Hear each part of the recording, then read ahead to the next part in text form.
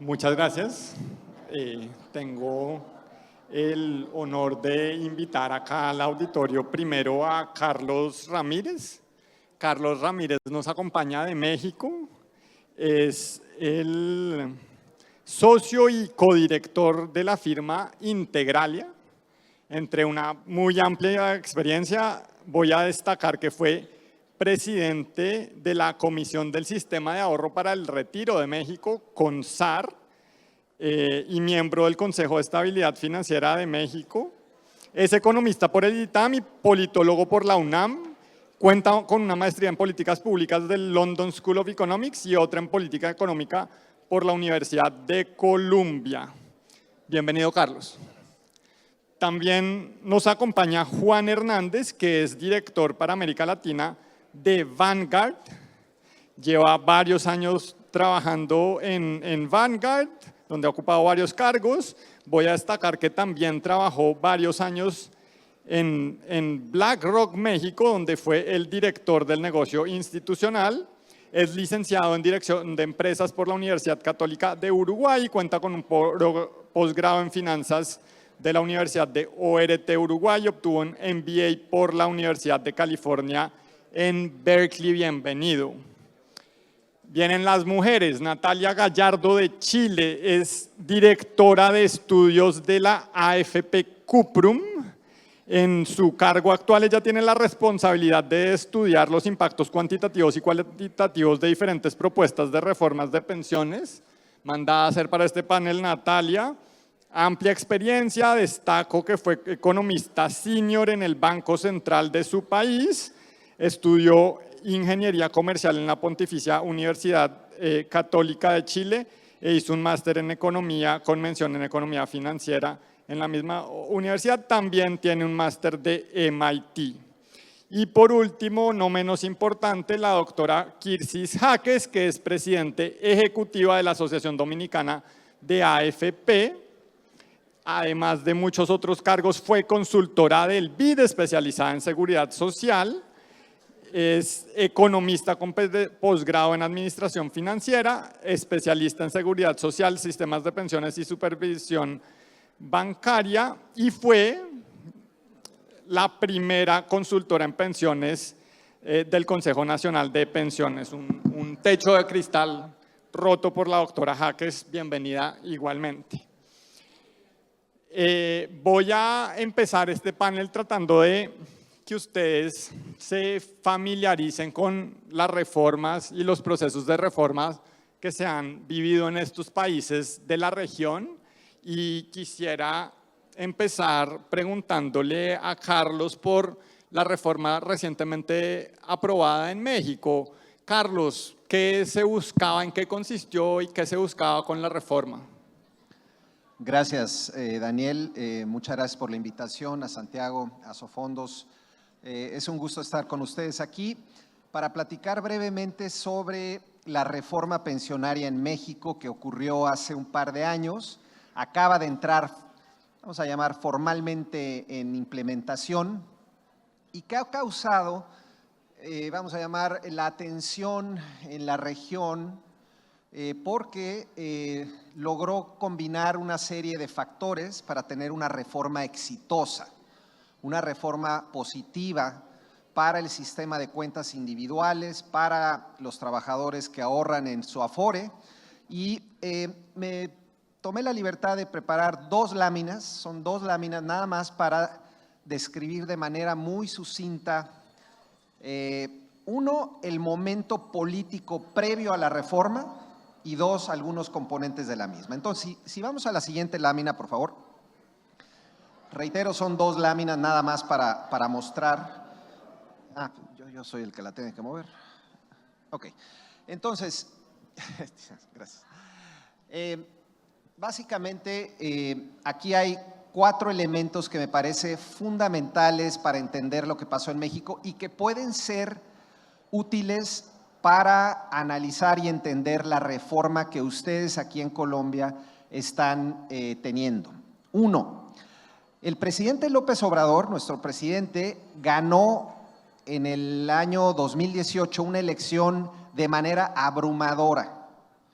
Por tanto, llegó al poder con una enorme legitimidad y con enorme fortaleza en el Congreso.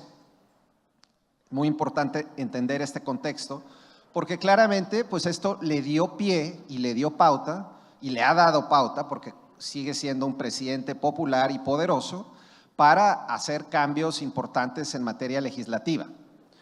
Por tanto, un presidente con alta legitimidad. Segundo, el sistema de pensiones de México llevaba desde 1997 sin cambios, prácticamente sin cambios. Se habían hecho algunos cambios menores, pero de fondo, fundamentales, estructurales, ninguno. Este fue el primer cambio en prácticamente 23 años.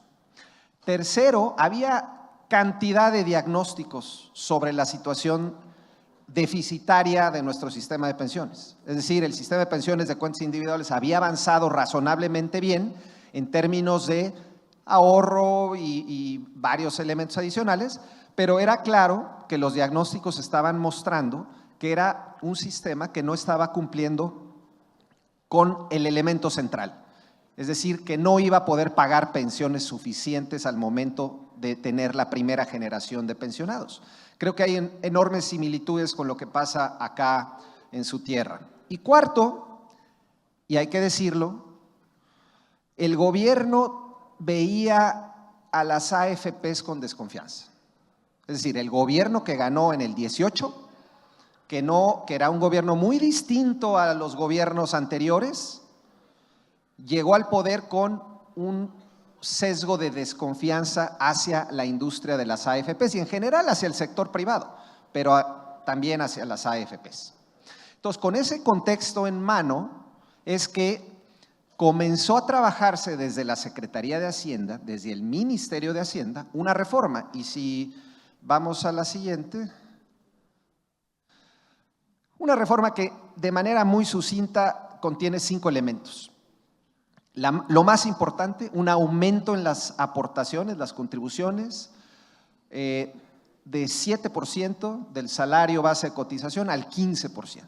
Entonces, un primer elemento central y muy importante a considerar es un voto de confianza al sistema de cuentas individuales. Es decir, se logró de alguna manera convencer al gobierno, y ya voy a terminar, se logró convencer al gobierno de que la ruta, a pesar de cierta desconfianza, de que la ruta que mejor convenía al país y a los trabajadores era la ruta de las cuentas individuales, que no fue algo menor, dado el perfil ideológico del gobierno actual en México. Segundo, se hicieron algunas modificaciones a las aportaciones gubernamentales para, digamos, para hacerlo lo más progresivo posible. Se cambiaron los requisitos de la pensión mínima garantizada para reducir el número de semanas obligatorias para obtener una pensión. Y un quinto punto muy importante, que naturalmente esto, por cierto, dentro de las discusiones originales no estaba en las conversaciones, pero que fue un elemento al final del día que vamos a llamar allanó el camino político para la aprobación de la reforma, fue una reducción de las comisiones que cobran las AFPs. Y claro, este tema es muy controvertido porque establecer un tope de comisiones no es cualquier cosa y tiene implicaciones y derivadas que pueden ser contraproducentes, pero al final del día eso fue lo que se hizo. Entonces, en conjunto, esto fue la reforma en México, una reforma que, dicho sea de paso, nada más termino con esta idea, es muy importante, muy significativa, que políticamente fue un éxito, y ya hablaré un poco más de ello, pero que dejó muchos temas pendientes. Eso, en resumen, sería mi primera intervención. Muchas gracias. No, muy interesante, una apuesta del presidente López Obrador por el ahorro individual, por subir las pensiones a través del ahorro individual. Bueno, pues sigamos hablando de eso, Juan, si te parece. ¿Qué ventajas había de apostarle al sistema de ahorro individual? ¿O tú a qué atribuyes que el presidente López Obrador decidió no irse por un sistema de reparto, sino privilegiar el sistema de ahorro individual? No ahorro colectivo, no reparto, ahorro individual. Bueno, muchas gracias, Daniel y a Sofondos por la invitación y gracias a todos ustedes. A ver, creo que, como bien dijo Carlos, esto fue un éxito, considerando la situación que estábamos viendo en México y las opciones que habían. A ver, creo que el primer punto es un voto de confianza al sistema y a las cuentas de ahorro individual, incrementando las aportaciones al 15%, prácticamente el 100% de ese incremento viene de los patrones, de los empleadores. Se redistribuye el aporte gubernamental, pero se respetan las aportaciones. Como bien dijo Carlos, también se baja la semana de cotización y se incrementa la pensión mínima garantizada. Entonces, eso de alguna manera atiende a la mayoría de la población en México. Para que tengan una idea, antes de la reforma, el estimado de Consar y Carlos era que solo el 20% de las personas iban a poder jubilar, y básicamente eran 1.250 semanas, que son como 23 años, se bajó a 750 semanas, que con eso cubre más del 80% de las personas. En México, como en Colombia y varios países de Latinoamérica, tenemos un problema de informalidad, ¿no? En México es el 55%. Y no solo eso, también hay un tema de la densidad de cotización, ¿no? La gente no trabaja siempre en el mercado formal. En México más o menos es el 45% de la densidad de cotización en el mercado formal. Entonces, al bajar las semanas de cotización, incrementar la pensión mínima garantizada, atiende a un gran porcentaje de la población, sobre todo las personas de menores ingresos. Entonces, se apuesta por el sistema de ahorro individual, pero hay cierta solidaridad, y si quieren luego en la segunda pregunta explico cómo funciona esto de la pensión mínima garantizada y la cuenta de ahorro individual. Entonces, eso fue muy positivo. Creo que otro tema muy importante, más allá del tope de las comisiones, es bajar los costos de administración. Para que tengan una idea, en el 97, cuando empezó este nuevo sistema, como en varios países de Latinoamérica, se cobraba por flujos y eso representaba como el 15% de los activos bajo manejo. Eso se fue bajando, estábamos abajo del 1 antes de la reforma, casi en 0.9, y con el tope, que básicamente es un promedio de Chile, Colombia y Estados Unidos, así está la ley, se bajó a menos de 70 puntos base. Pero bueno, sin entrar en juicio de valor si el tope es correcto o no, la tendencia es muy positiva. Y el tercero, que no fue parte de la reforma, pero justo pasó un año antes, y yo acá le doy crédito a Carlos y a la CONSAR que él lideraba, fue que nos pasamos a fondos ciclos de vida o fondos generacionales. Que eso yo creo que tuvo un impacto muy positivo.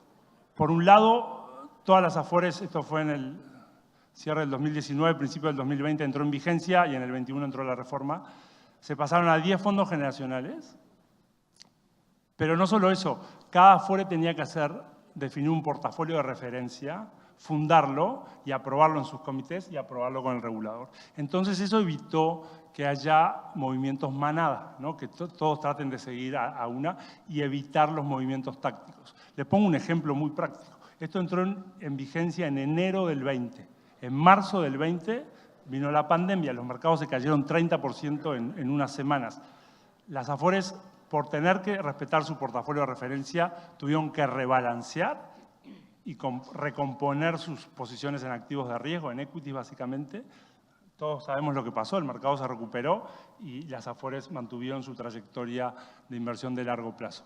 Para que tengan una idea, el sistema empezó en el 97, el retorno anual desde la incepción es más del 10% nominal y casi un 5% en términos reales. O sea, las Afores sí han hecho un buen trabajo en cuanto a manejo de inversiones y retornos. Y básicamente de los 300 billones de dólares que maneja el sistema, casi la mitad son retornos acumulados netos de comisiones que han dado las Afores a todos los trabajadores de México. Entonces, creo que esas tres cosas, incrementar contribuciones, ampliar la cobertura con la semana de cotización, pensión mínima garantizada y los fondos generacionales, que de vuelta no fueron parte de la reforma, pero entraron casi juntos, fueron las tres cosas más destacables que yo resaltaría en esta reforma. Y como coincido con Carlos, quedaron muchos temas pendientes, pero bueno, creo que vamos en el camino correcto. Muchas gracias. Van en el camino correcto. Qué bueno, qué bueno. Vamos a Chile. En Chile todavía no hay una reforma aprobada, entonces no podemos hablar de la reforma reciente, pero pues sí nos gustaría, Natalia, que nos hables un poco de los problemas que tiene el sistema actual y lo que se buscaría y cómo lo que se buscaría resolver, perdón, y cómo la reforma propuesta lo resuelve o no lo resuelve. Bueno, muchas gracias, Daniel. Quería partir dando las gracias por la invitación a este congreso. Encuentro que ha sido muy interesante y también yo creo que la discusión en este panel va a estar muy buena. Antes de contestar tu pregunta, quería hacer un pequeño paréntesis, porque no sé si están todos familiarizados con cómo funciona en Chile el sistema de pensiones. Este sistema se creó en el 80 y tiene 3 pilares. Hay uno que es el pilar no contributivo, que este es administrado por el Estado, donde existe una pensión garantizada universal que corresponde más o menos a $258, que lo pueden recibir todas las personas mayores de 65 años, independientes si están jubiladas o no, y el requisito que tiene es que tienen que pertenecer al 90% más pobre de la población. Esto es administrado por el Estado y se financia con impuestos generales. Por otro lado, está el pilar contributivo obligatorio, donde es el trabajador el que tiene que contribuir un 10% de su ingreso. Esto es administrado por privados, que son las AFP, y aquí es financiado con la contribución de cada trabajador. Por otro lado, tenemos un tercer pilar, que es el pilar voluntario. En este pilar existen ciertos beneficios tributarios para incentivar el ahorro. Esto también es administrado con privados, no solamente la AFP, sino que también otros privados se pueden unir acá con ciertas características y también esto se financia con el esfuerzo de cada trabajador. Un poco de cómo ha sido la historia de las reformas en Chile. Bueno, el tema de las reformas en sí es un tema que llevamos mucho tiempo discutiéndolo en Chile. En los últimos años hemos tenido 5 reformas importantes. 2 de ellas han sido el pilar no contributivo, lo cual partió en el 2008 con el gobierno de Michelle Bachelet, el primero, donde se creó el pilar solidario. Aquí fue el primer esfuerzo para ayudar a las personas que no tuvieran pobreza en la vejez. Entonces se crearon 2 tipos de pensiones, una que era la pensión básica solidaria, que en el fondo era una pensión mínima para gente que no había podido cotizar en su vida, y había otra que lo que hacía es que te complementaba hasta un tope más o menos de $600 tu pensión.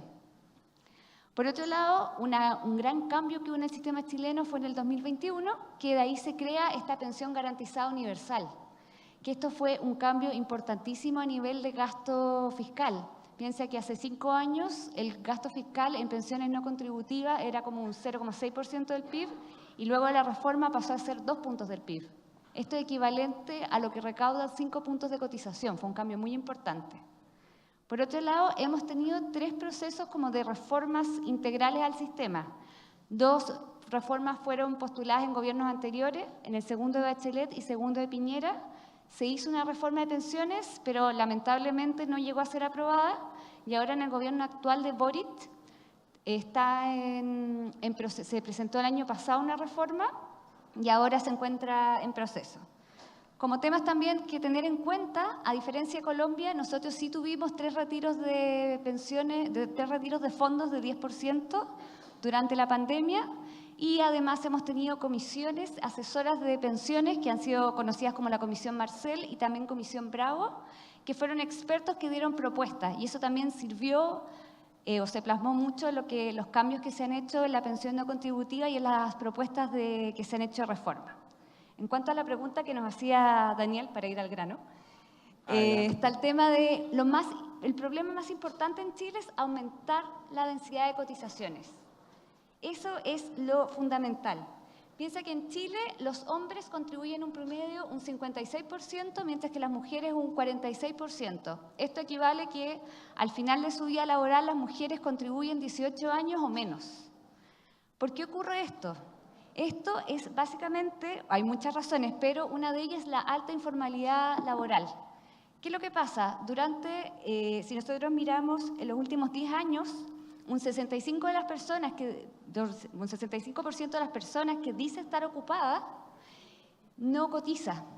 Y un 65% de las personas que está ocupada cotiza, y durante los 2000 era solamente un 48% de las personas que se declaraban ocupadas cotiza. ¿Qué es lo que nos quiere decir esto? Que hay un porcentaje de personas importante que está trabajando, que pudiendo cotizar no lo hace. ¿Y por qué es esto? Porque básicamente en la ley no se han puesto los incentivos suficientes para que la gente cotice. Si, por ejemplo, yo quiero abrir un negocio, yo tengo que pagar una patente para tener el permiso para poder vender. Pero la ley a esa persona no la obliga a cotizar. Entonces, una de las cosas que más importante es tratar de que en la ley se incluyan propuestas para que personas que trabajan por cuenta propia o independientes coticen. En cuanto a las reformas, hay algunas reformas que han incluido cosas sobre la densidad de cotizaciones, como por ejemplo el presidente Boric, que hizo un seguro para cuando las personas estén en cesantía les paga por 5 meses su sueldo, pero creemos que igual hay que seguir avanzando en esa línea. Por otro lado, ya hablamos de fortalecer el pilar contributivo, que ya hubo 2 reformas exitosas y que en eso hemos logrado estar como a la vanguardia de los países en tema de ayuda no contributiva. Por otro lado, aumentar la tasa de cotización, actualmente de 10%. Las últimas 2 reformas han hablado de aumentarla a 6%, pero lo que no queda claro es qué hacer con esa cotización. Por ejemplo, en el gobierno pasado dijeron 3% que vaya a cuenta individual y que el otro 3% vaya a reparto, mientras que en el proyecto de Boric lo que se dice es que un 4,8% vaya a una cuenta personal, que funciona muy parecido a una cuenta nacional, y que el resto se vaya a reparto a pagar los beneficios que va a entregar este sistema. Y por último, el tema de aumentar la edad de cotización. En Chile, las mujeres legalmente se tienen que jubilar a los 60 y los hombres a los 65. Esto no se ha cambiado desde los 80 y lamentablemente en las reformas, todos los proyectos de reforma que han habido, no se ha puesto esto como una idea. Lo que sí se ha hecho es que en el pilar contributivo, que entiendo que lo mismo que propone la reforma en Colombia ahora, es que todos los beneficios se empiezan a pagar de los 65 años. Así que en esto también se ha avanzado. Muchas gracias, Natalia. Muy interesante. Hay consenso en que hay que aumentar las aportaciones, igual que lo hizo México. Kirsis, vámonos para República Dominicana. De pronto quisiera que nos dieras una visión un poquito más de largo plazo. Sabemos que las AFP ya cumplen 25 años funcionando en República Dominicana. ¿Por qué no nos cuentas qué se ha hecho en ese periodo? Hola, primero gracias a Santiago por la invitación y a Sofondos y muchos éxitos en el Congreso. Bueno, realmente vamos a cumplir 20 años. Fue en el 2003 que comenzaron a operar las AFP y tal vez para poner en contexto a todos como uno de los países más jóvenes con sistema de pensiones de ahorro individual, decía en el 2003 fue que inició. Nosotros en ese momento vimos hacia los países que ya tenían estos sistemas e incorporamos elementos no solamente referenciados a esos países, sino que también hicimos algo, podría decirse casi a la dominicana. O sea, asimilamos, por ejemplo, destacar de México el sistema centralizado de afiliación y recaudo, que le aporta una alta eficiencia al sistema. Pero también mirando mucho a lo interno y las características de nuestro mercado laboral, que tenemos una alta informalidad, o sea, está alrededor del 58% de los trabajadores son informales. Eso es un drama en términos de sistema de pensiones. Nosotros en nuestra ley tenemos un fondo de solidaridad social que se financia mensualmente con las aportaciones de los empleadores y que también se invierte con las características y límites similares a las cuentas individuales y se rentabiliza, digamos, muy similar a las cuentas de ahorro individual. También tenemos un elemento que se está discutiendo en otros países y aquí también se mencionó en Colombia, tenemos la presencia de una AFP estatal que ha funcionado desde el día cero, compitiendo en condiciones similares, iguales, las mismas condiciones de regulación que las AFP privadas y ha funcionado perfectamente también. Entonces, hicimos ajustes, introdujimos elementos muy particulares nuestros que hoy en ese momento no eran tan entendibles por parte de muchos países, pero sí la experiencia ha demostrado que funciona bien. Entonces, si vemos cómo se ha comportado el sistema, en términos de rentabilidad económica ha sido muy favorable. Incluso se hizo un estudio reciente que midió el impacto de los fondos de pensiones en la economía dominicana y revela que alrededor de más del 20% del crecimiento del PIB desde que se crearon las AFP y los fondos de pensiones se explica por la presencia de los mismos. Y como en los demás países también obviamente contribuye con la liquidez del sistema financiero, el abaratamiento del crédito, digamos el financiamiento se ha diversificado hacia sectores de alto impacto como turismo, zona franca y todo eso. Todo eso ha sido muy positivo y la realidad está ahí. Pero el sistema es de pensiones y hay un objetivo primordial que es dar pensiones a los trabajadores, ¿no? Y a los afiliados. Pero hay algo que destacar, no todo ciudadano es un trabajador asalariado y no todo es un contribuyente. Entonces, por eso nosotros en las propuestas que estamos planteando vemos que las reformas tienen que estar orientadas a ver esa diversidad que tenemos en nuestra realidad. No todos se van a pensionar por la vía del ahorro individual. Hay que garantizar las pensiones mínimas solidarias, que obviamente todos hemos dicho, se financian con presupuesto, y garantizar las pensiones mínimas contributivas. Sí quisiera destacar un momento que fue clave en el caso nuestro, y es que cuando vino la crisis de la pandemia, que se demandaron, entrega de fondos y todo eso, en Dominicana nos pusimos, digamos, como un solo hombre, los principales sectores, y se ha preservado el ahorro de los trabajadores. Pero ¿qué también nos deja de experiencia ese momento? Es que no obstante los cambios favorables que como economía hemos tenido y que República Dominicana es otro país con el surgimiento de las AFP y los fondos de pensiones, hay que hacer los ajustes y perfeccionamientos para que más personas estén protegidas y también para que las pensiones sean mejores. También hay que lograr comunicar mejor, hay que, digamos, educar más. Eso es estuvimos muchos años, no solamente en Dominicana, en todos los demás países también, haciendo nuestro mejor trabajo, dando rentabilidad económica y también a través de la diversificación, rentabilidad social, pero falta que el sistema mire hacia el protagonista del sistema, que es el afiliado. ¿Cuál es su objetivo? Dar pensiones, que él lo entienda, que se empodere y que lo defienda. Eso creo que es una gran experiencia y lo cierto es que nosotros nos sentimos realmente como sistema y como país que hemos estado a la altura de preservar el sistema a favor de la pensión de nuestros afiliados. Más adelante, si quieren, te comentamos de los aspectos que estamos viendo en el perfeccionamiento. Pues me interesa saber eso, pero quería contrapreguntarte sobre una cosa que mencionaste. Tienen una AFP pública que compite con las privadas. ¿Por qué no nos cuentas un poco más cómo funciona eso? ¿Compiten en las mismas condiciones? ¿Cuál es la diferencia entre una y otra? Compiten con las mismas regulaciones, todo exactamente igual. La única particularidad que tiene esta AFP estatal es que el Fondo de Solidaridad Social lo administra esta AFP, que es el fondo que garantiza la pensión mínima contributiva.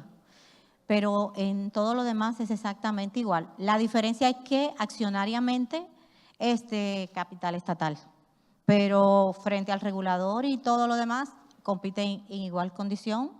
Y tiene, digamos, ha evolucionado dentro del sistema similar a las demás AFP. O sea, la experiencia nosotros la tomamos, y recuerdo que cuando estábamos en el Congreso con la Comisión Bicameral que veía la reforma y que nosotros planteamos a incluir una AFP estatal, los asesores de otros países decían, ¿cómo? ¿Una AFP del Estado?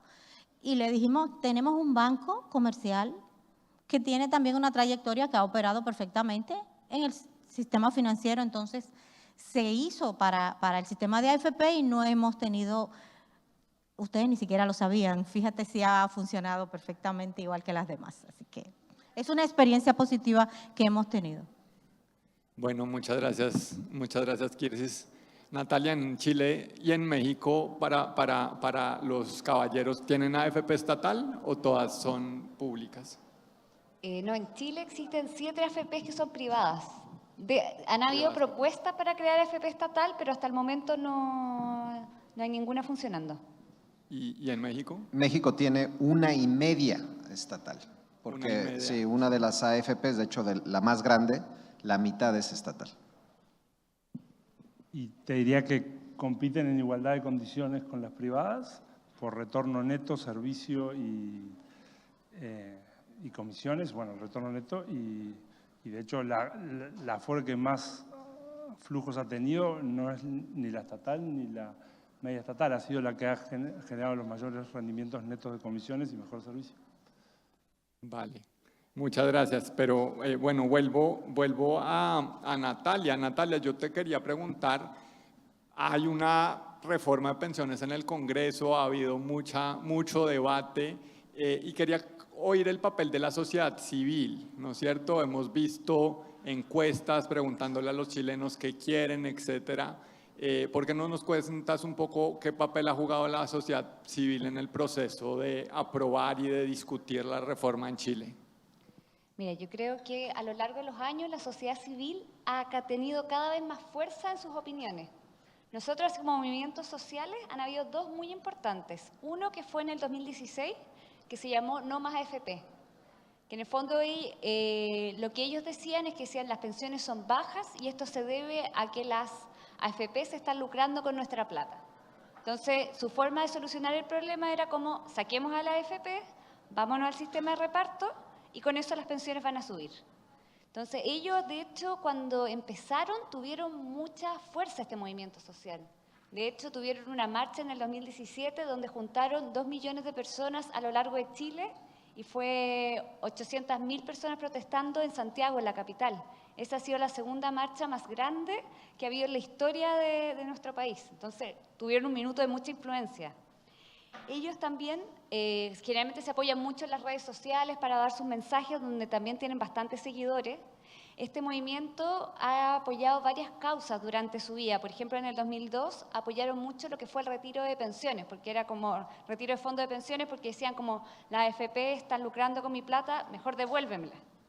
Pero lo que sí fue interesante que pasó con este movimiento y que hizo cambiar la opinión pública es que una vez que la gente se dio cuenta de que la plata efectivamente estaba en su cuenta y cuando lo quiso retirar, esos fondos estaban y lo recibió, como que este movimiento empezó a caer y de hecho la opinión pública ya no lo empezó a respaldar porque se dio cuenta que la plata estaba. Entonces cuando le decían, oye, podemos ocupar esta plata para hacer solidaridad, la gente empezó a decir, no, pero si es mi plata. O sea, yo la quiero, si la vamos a ocupar, yo la quiero para mi pensión, o si yo no la ocupo, yo quiero que se herede. Entonces hizo que se cambiara un poco la figura y la importancia que tenía esta asociación. Y eso, por otro lado, se combinó que existió otra asociación que se llama Con mi plata no. Bueno, un poco el contexto de Chile es que esta nació en el 2021, en el primer intento que se hizo de hacer una nueva constitución para Chile.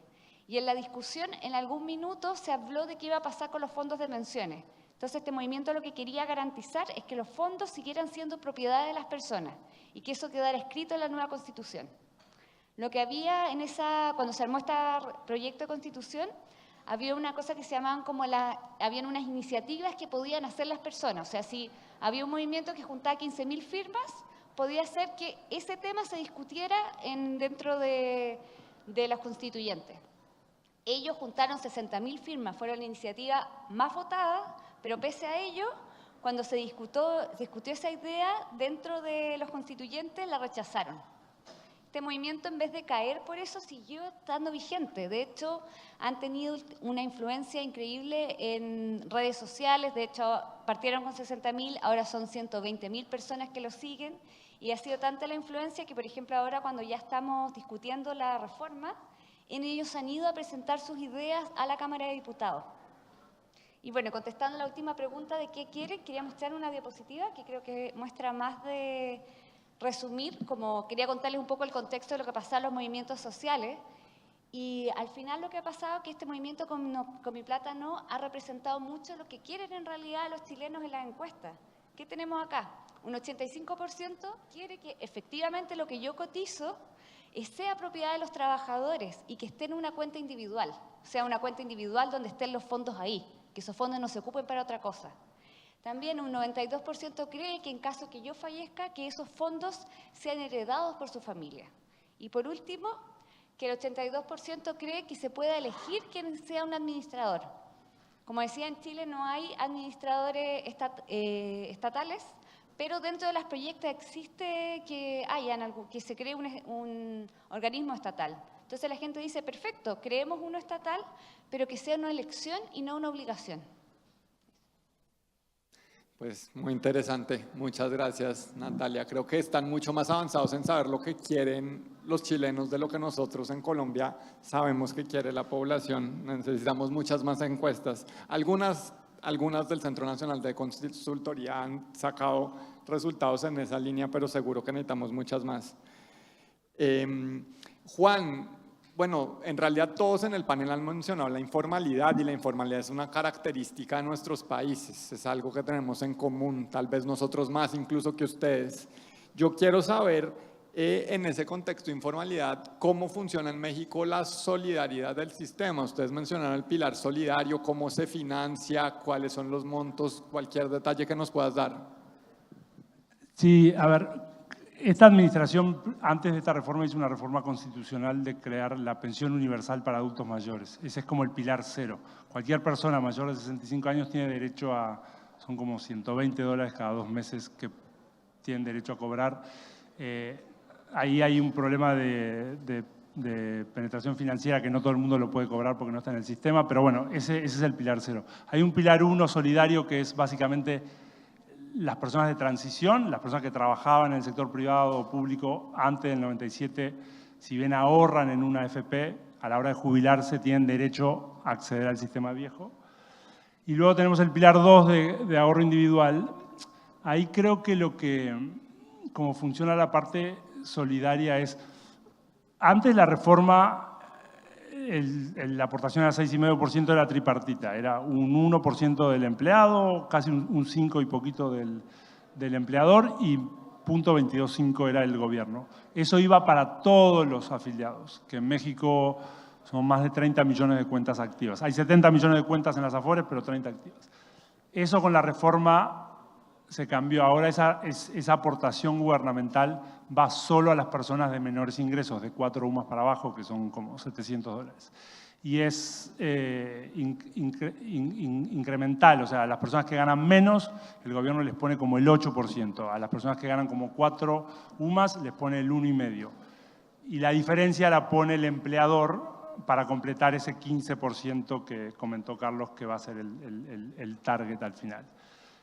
Ese movimiento es superavitario para el gobierno federal. O sea, lo que se ahorran del punto 22 a todas las personas es superavitario. Lo otro que creo que es interesante para entender la solidaridad en la parte de ahorro individual es las personas que llegan a las semanas de cotización, pero a la hora de jubilarse, la renta vitalicia o el retiro programado, que son las 2 opciones que tienen, es menor que la pensión mínima garantizada, y la pensión mínima garantizada ya no es fija, es progresiva de acuerdo a tu salario, semanas de cotización y edad de retiro, pero bueno, está topada. La persona puede elegir la pensión mínima garantizada. El gobierno asume esa responsabilidad, pero toma los recursos que esa persona tenía ahorrada en la AFP. Eso los próximos 10 años es positivo para el gobierno mexicano y a partir del 2040 empieza a ser deficitario. Y después lo otro es las personas de transición. Hay mucha gente en México que trabajaba antes del 97 y a la hora de jubilarse probablemente decidan retirarse por el sistema viejo. De vuelta, el gobierno asume esa responsabilidad, pero toma los recursos que tenían esas personas en la cuenta de ahorro individual. El Banco Central de México, Banxico, hizo una estimación de estas 3 cosas, lo proyectó a 80 años. El valor presente neto de esta reforma, el costo para el gobierno es menos de un 1% del PIB a valores presentes de hoy. Entonces, creo que se atendió este problema de cobertura, se incrementaron las pensiones. Bueno, un punto que no dije es, antes de la reforma, la tasa de reemplazo promedio para México era del 28%. Con esta reforma, y sobre todo la mayoría entra en estos salarios bajos, la tasa de reemplazo está arriba del 60%. Entonces, creo que se amplió la cobertura, se incrementó la tasa de reemplazo, pero se respetan las inversiones en cuentas de ahorro individual, transparentes, compitiendo por mercado y tratando de obtener los mejores retornos para todos los mexicanos. Muy interesante. Entonces entiendo que de todas maneras el Estado hace una parte del aporte, antes para todos, ahora para las personas de menores ingresos, a la cuenta de ahorro individual, sea en la empresa pública o en la empresa privada. Ok, muy interesante. Muy interesante, y México es un país que subió en el índice que nos mide en los sistemas de pensiones, el índice que desarrolla Mercer, varios puestos después de haber aprobado esta reforma, y por eso tenemos mucho que aprender de ustedes. Pero una cosa que a mí me llamó la atención es que el presidente López Obrador, que venía pues de una plataforma más de izquierda, no haya decidido optar por un sistema completamente estatal, ¿cierto? Sino haya mantenido las Afores públicas y privadas, nos decían ustedes, compitiendo en igualdad de condiciones. Y Carlos, pues ¿tú a qué atribuyes eso? Tú que estabas, digamos, de cierta manera mirando esto de cerca.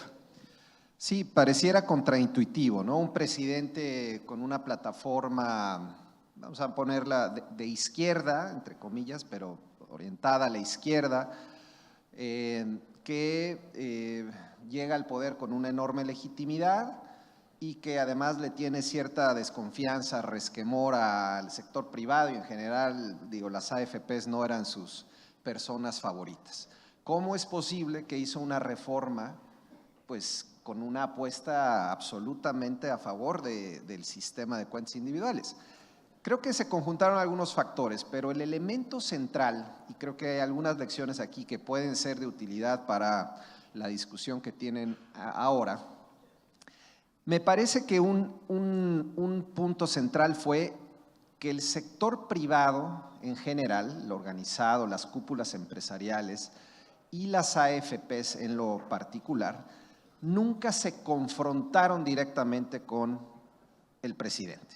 Es decir, en una batalla entre dos boxeadores, había un boxeador muy grande, que era el gobierno y el presidente López Obrador, y había un boxeador más chiquito, más mediano de tamaño, que era el sector privado, dadas las condiciones que vivía en ese momento el país. ¿Qué hizo el boxeador chiquito? Trató de encontrar la fórmula para, dando algo a cambio, se mantuviera, digamos, el esquema de cuentas individuales. Es decir, nunca se confrontó con el gobierno. Y hay que ser muy claro, yo creo que el presidente López Obrador en algún momento sí llegó a pensar que la mejor idea era volver a reparto. Pero creo que el arte fue que el sector privado desde un principio le puso algunas opciones sobre la mesa que socialmente eran vendibles, que eran atractivas políticamente de corto plazo, que de alguna manera podía el presidente colgarse las medallas y decir: yo hice la reforma de pensiones, le puse un tope de comisiones a las AFPs, además aumenté el pilar solidario, etcétera, etcétera. Es decir, pensando en lo social y al mismo tiempo manteniendo las cuentas individuales. Entonces creo que sí, es cierto, suena más fácil decirlo que hacerlo, y las condiciones políticas de cada país son claramente muy distintas. Pero yo diría, eso fue clave, el no confrontarse, el no estar en una batalla desigual, porque el que lleva las de perder claramente es la industria privada, y ofrecer algo políticamente de corto plazo y con carácter social al gobierno que le permitiese asumir la reforma como propia y avanzarla y apoyarla en el Congreso. Claro, tenía un Congreso mayoritariamente a favor, entonces eso fue muy sencillo ya aprobarlo en el Congreso. En realidad en el Congreso mexicano la reforma ni se discutió, pasó ¿Por qué? Porque venía con el sello y el visto bueno del presidente de la República. Bueno, acá recibimos unos tips para cuando venga mañana el boxeador grande. Muchas gracias. Nos quedan unos minutos, tenemos 8 minutos. Yo quisiera que en 2 minutos cada uno nos dijeran, empezando por las damas, de la experiencia que ustedes tienen, qué mensajes quisieran o qué consejos, más allá de lo que ya nos dijeron, quisieran dejarle a Colombia en este proceso de construir pues una reforma pensional que todos coincidimos en que es necesaria, no necesariamente coincidimos en cuál es. Bueno, te dirías que el mensaje lo dio Moya. Las palancas de mejorar las pensiones se saben cuáles son. O sea, ahorrar más y tener una edad de retiro, o sea, según la expectativa del trabajador. Nosotros, el tema de la edad de retiro, les comparto, es uno de los temas más sensibles que tenemos en Dominicana. Y lo cierto es que hemos analizado que realmente las personas deben tener también participación en decidir a partir de una edad X qué te conviene a ti prolongar la edad de retiro. Porque las palancas están ahí. Cuánto ahorras, qué tiempo has acumulado, cuál ha sido el retorno, la rentabilidad que ha tenido tu patrimonio. Pero efectivamente mirar, yo diría que el mensaje clave es mirar hacia los países que están haciendo las reformas con más seriedad, como lo hizo México, que tiene elementos claves. Eso de aumentar la tasa de aporte es una demostración robusta como sociedad de que se puede llegar a un pacto social en la dirección de mejorar el sistema de pensiones. Y mirar también a otros países de Europa, que igualmente su reforma está siendo orientada a incrementar el ahorro. O sea, no hay cena gratis. Qué duro decirlo, pero no lo hay. Entonces, Moya lo dijo excelentemente bien. Estaba en una clase, ¿no? Recordándonos las matemáticas básicas y el álgebra y todo eso. Pero esa es la clave, tener la capacidad de ponernos de acuerdo, no temerle al debate, ser transparentes. Los números están ahí. Esa es la clave, ponernos de acuerdo y tener siempre como objetivo primordial que de forma sostenible logremos efectivamente mejorar las pensiones de los trabajadores. También es clave separar la población. Hay una población que no logra pensión y se le atribuye a las AFP. Hay una población que no tiene capacidad contributiva. Esa población tiene que buscar su financiamiento vía los impuestos. Entonces, vamos todos sobre la mesa a poner todos los elementos y con transparencia, porque si hay un sector que es totalmente transparente son las AFP. Entonces, vamos a ser transparentes todos. Creo que, y educar más, comunicar más, simplificar el relato, porque el populismo nos lleva a la ventaja. El populismo le dice a las personas lo que quieren oír.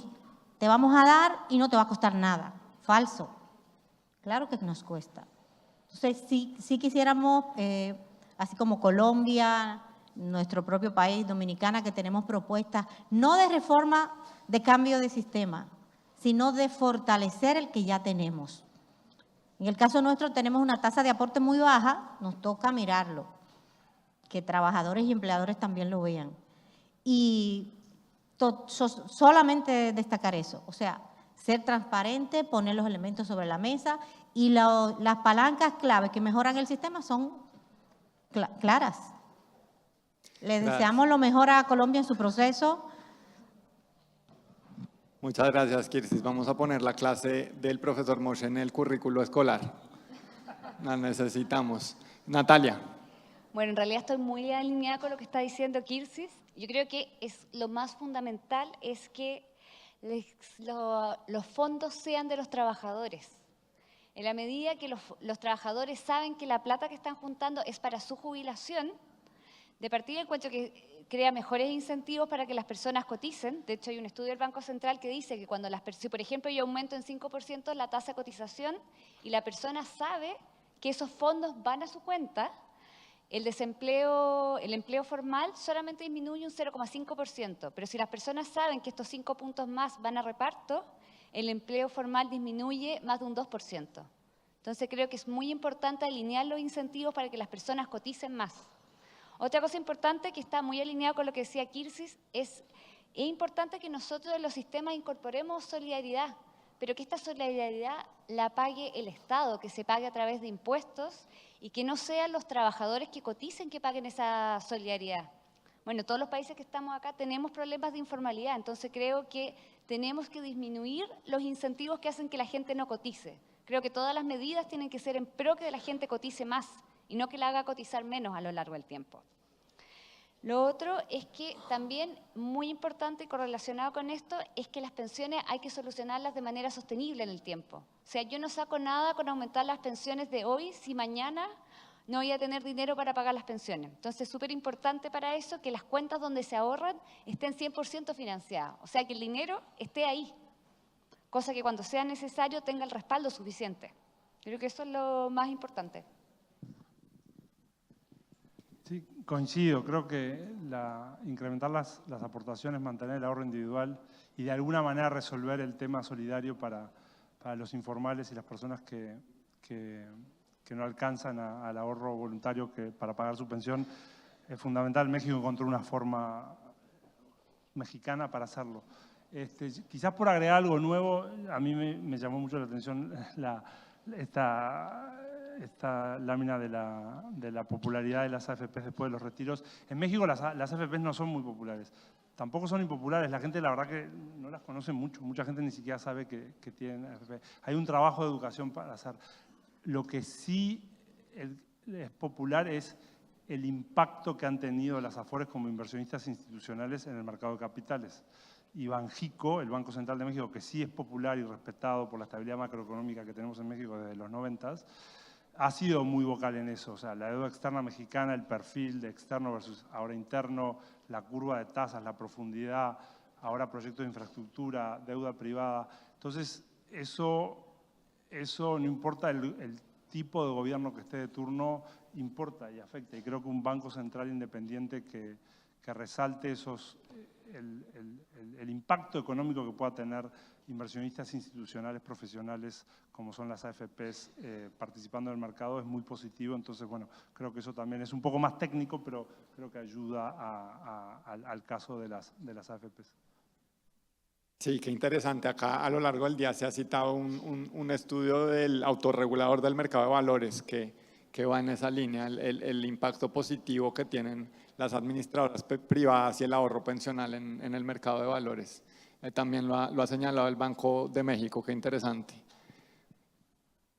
Tienes el honor de cerrar la discusión. Gracias. Coincidiendo plenamente con mis colegas, yo agregaría dos elementos centrales. Uno, si vas a hacer una reforma, si esa reforma termina costando más al Estado en un contexto de envejecimiento poblacional, de que se nos viene un tsunami demográfico en la región latinoamericana, de que no hemos resuelto infinidad de problemas en materia social, si haces una reforma que te agrega más pasivos de largo plazo, un desastre.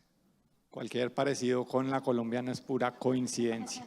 Debo decir, porque siempre se habla un poco de México, de esta reforma, como si fuera la panacea. Debo decir que hay un elemento de enorme irresponsabilidad que ha ocurrido en México que tiene que ver con el manejo del Pilar Cero, que no estuvo incluido en la reforma, pero que el presidente ha aumentado de manera sin ningún tipo de elemento de financiación. Entonces, si bien hicimos una gran reforma que ayuda, el problema es que del otro lado, por el lado del Pilar Cero, vamos a tener un problema de financiamiento en el largo plazo gigantesco. Entonces digo, nada más para que no crean que todo lo hemos hecho bien. Hay elementos. Ahora, un segundo elemento que me parece fundamental y que coincido con lo que dice Natalia y Kirsis, Cuando las AFPs le hablan al público, le hablan en un lenguaje racional.